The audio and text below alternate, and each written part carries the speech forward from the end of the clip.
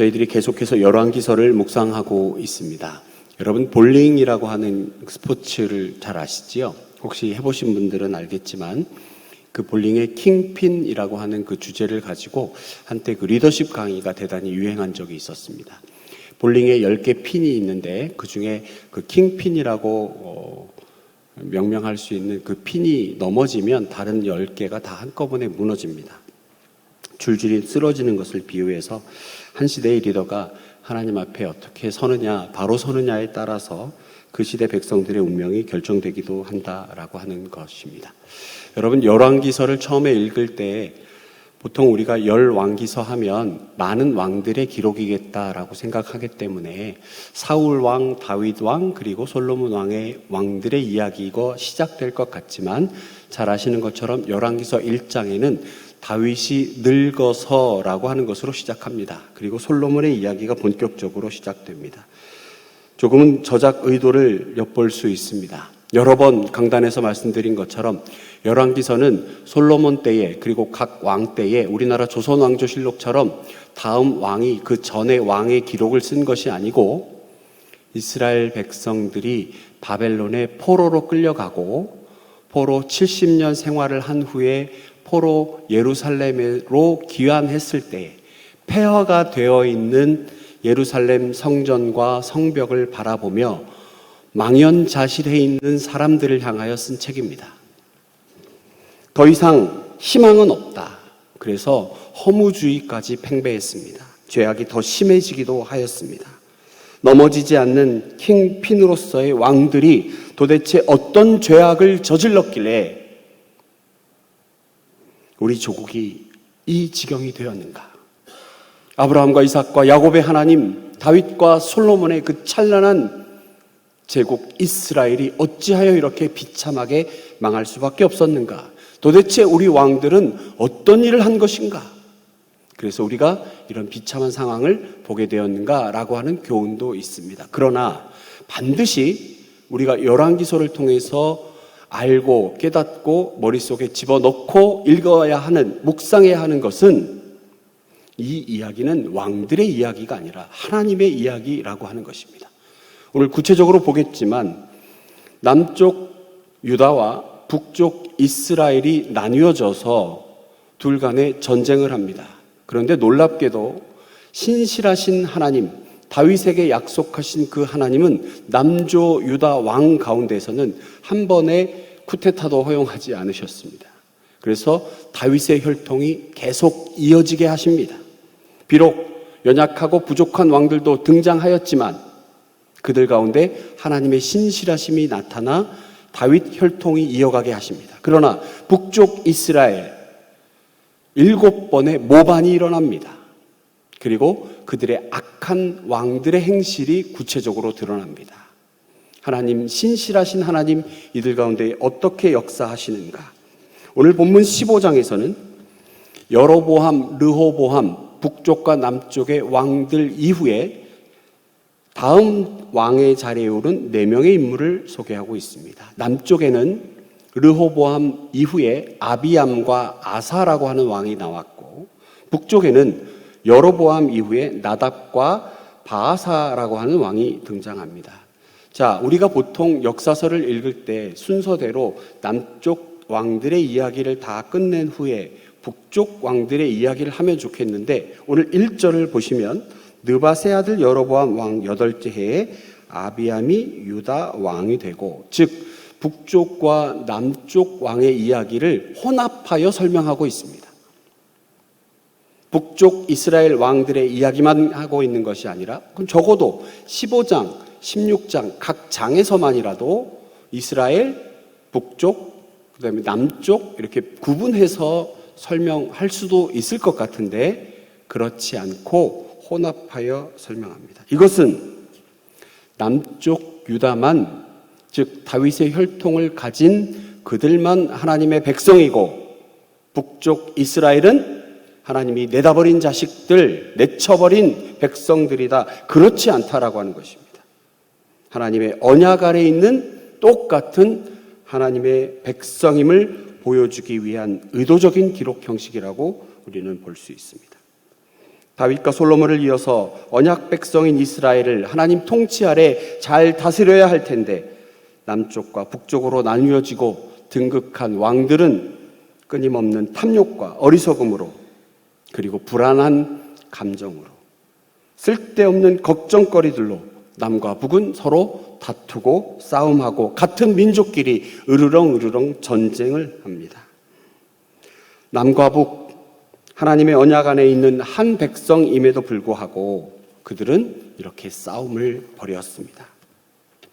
오늘 특별히 15장에 등장하는 왕들 가운데 오늘 이 아침에는 남쪽 왕들, 두 왕들에 대한 이야기에 초점을 맞춰서 묵상해 보도록 하겠습니다. 먼저 르호보암에 이은 아비암이라고 하는 왕에 대한 말씀입니다. 6절과 7절의 말씀입니다. 르호보암과 여로보암 사이에 사는 날 동안 전쟁이 있었더니 아비암과 여로보암 사이에도 전쟁이 있으니라. 아비암의 남은 사적과 그 행한 모든 일은 유다왕 역대 지략에 기록되지 아니하였느냐. 먼저는 르호보암 때와 마찬가지로 북쪽과 계속하여 전쟁이 벌어지고 있었습니다. 전쟁이 끊이지 않았다. 자, 그러면 여러분 이렇게 한 나라가 전쟁을 한다. 지금도 전쟁이라고 하면 무시무시합니다. 걱정되지요. 사람의 목숨이 왔다 갔다 하는 것이 전쟁 아니겠습니까? 그런데 그 당시에 동족 간의 전쟁이 벌어졌다라고 하는 것은 그냥 보통 그런 일이 있었나 보다라가 아니라 이것은 사람의 목숨이 왔다 갔다 하는 거죠. 죽고 사는 문제입니다. 이럴 때 어떻게 해야 됩니까? 한 나라를 책임져야 할 왕이라면 그리고 지금까지 그 붙들고 기도해야 할 하나님이 어떤 분이시라는 걸 잘 보여주셨던 그 하나님을 믿는 백성들이 왕이라면 어찌해야 합니까? 기도해야지요. 하나님 앞에 간절한 마음으로 기도하고 오직 그분만을 의지하는 것이 마땅하지 않겠습니까? 그런데 15장 3절에 보면 아비암이 그의 아버지가 이미 행한 모든 죄를 행하고 그의 마음이 그의 조상 다윗의 마음과 같지 아니하여 그의 하나님 여호와 앞에 온전하지 못하였으나 솔로몬 그리고 르호보암 그리고 아비암으로 이어지는 남쪽 유다 다윗의 혈통 모든 왕들이 하나님 앞에 온전한 것이 아니라 이처럼 악을 행합니다. 아버지가 행한 모든 죄를 행했다고 합니다. 다윗의 마음과 같지 아니하다고 합니다. 자, 그러면 어찌해야 합니까? 공의의 하나님, 정의와 공의의 하나님 절대로 가만두지 않으시고 심판해야 합니다. 심판해야 합니다.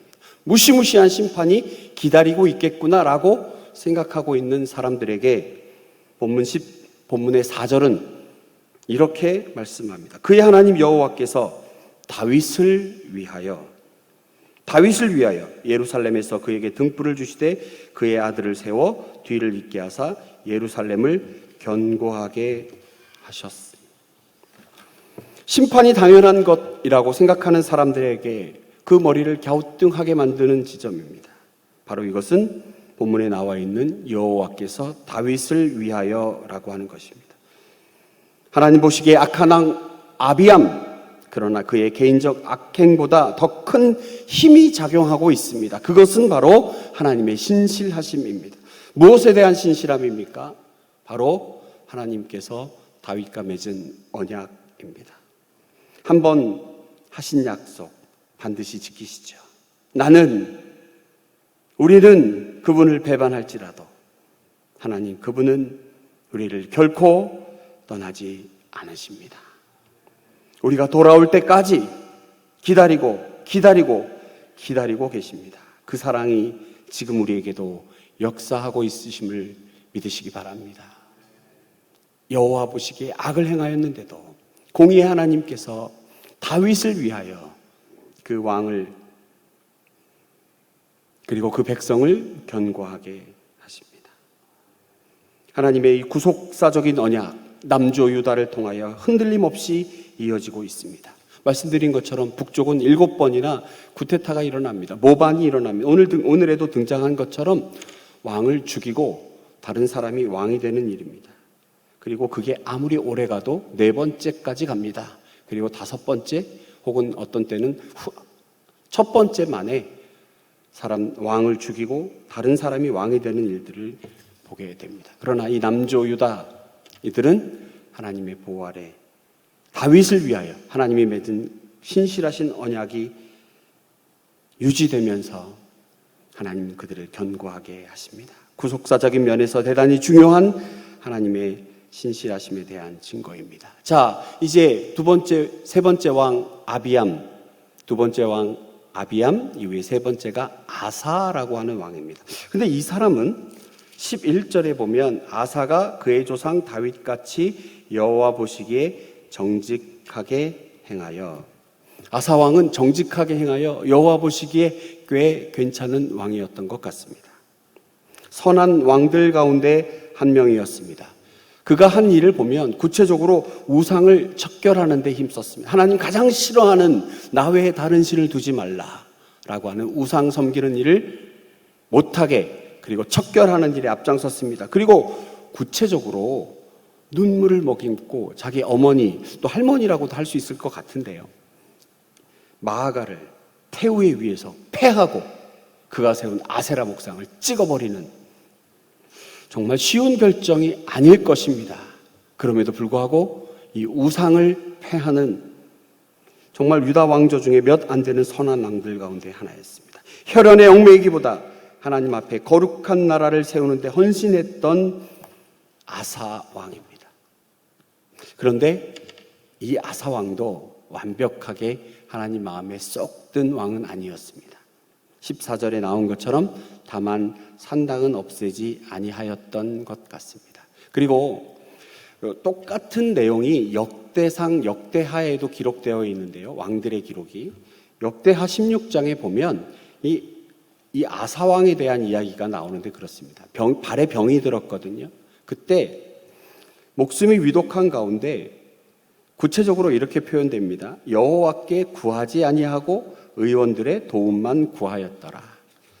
41년 동안 왕위를 유지하고 있던 아사왕입니다. 처음에는 하나님 마음에 쏙 들었던 사람입니다. 근데 그도 점점 시간이 지나면서 교만해집니다. 그리고 선지자로부터 질책을 받고 나서입니까? 왜 그랬는지 모르겠지만 병이 들었을 때 하나님께 구하지 아니하고 의원만 찾더라. 그의 믿음도 점점 그럼에도 불구하고 못난 왕입니다. 처음부터 끝까지 한결같을 수는 없지만 그래도 그런 위기 상황에 하나님 앞에 엎드려 회개하고 하나님의 긍휼하심과 치유의 은사를 구해야 되는데 이 아사왕 의원만 구했던 왕입니다. 그런 부족함에도 불구하고 하나님 그를 어떻게 평가하십니까? 14절 다만 산당은 없애지 아니하니라. 그러나 아사의 마음이 일평생 여호와 앞에 온전하였으며. 하나님의 은혜입니다. 우리 가운데 누가 하나님 앞에 완벽하다 자신할 수 있습니까? 아무도 없습니다. 그럼에도 신실하신 하나님, 우리를 심판의 자리로, 심판의 끝자락으로 내치지 아니하시고 사랑으로 당신이 우리에게 맺은 언약, 그것을 세워나갑니다. 여러분, 오늘 본문을 읽으면서 말씀드린 것처럼 하나님께서는 신실하신 백성 유다 왕들을 통하여 다윗의 혈통을 유지시켜 주시고 예수 그리스도를 우리에게 보내주셨습니다. 왕들, 못난 왕도 있고 처음에 꽤 괜찮은 왕도 있었지만 결국 연약한 인간들이 보이는 연약했던 모습, 들쭉날쭉한 그들 신앙의 모습, 그러나 그 가운데 여호와의 신실하심은 계속 작동하고 있다라고 하는 것, 여러분, 이 얼마나 큰 은혜입니까? 악하고 더럽고 어두운 시대에 우리가 우리의 신앙을 주일 예배드린 것처럼 일주일 내내 유지하는 것이 얼마나 어렵습니까? 주일날 예배드리면서 받은 그 귀한 은혜, 성도님들과 나누었던 그 사랑의 교제가 일주일 내내 작동되기가 얼마나 어려우세요? 그럴 때마다 하나님의 신실하신 언약을 붙드시는 여러분 되시기 축복합니다. 하나님, 우리에게 성령을 주셔서 나의 연약함을 돌보시고 나를 위로해 주시고 심판의 자리로, 반드시 심판의 자리로 내몰아야 하지만 하나님 한번 구원하신 백성, 우리 목사님 표현대로 멱살 잡고 구원에 이르시는 그 하나님의 놀라우신 신실하신 은혜, 주께서 강한 능한 팔로 우리를 붙드시고 인도하실 것입니다.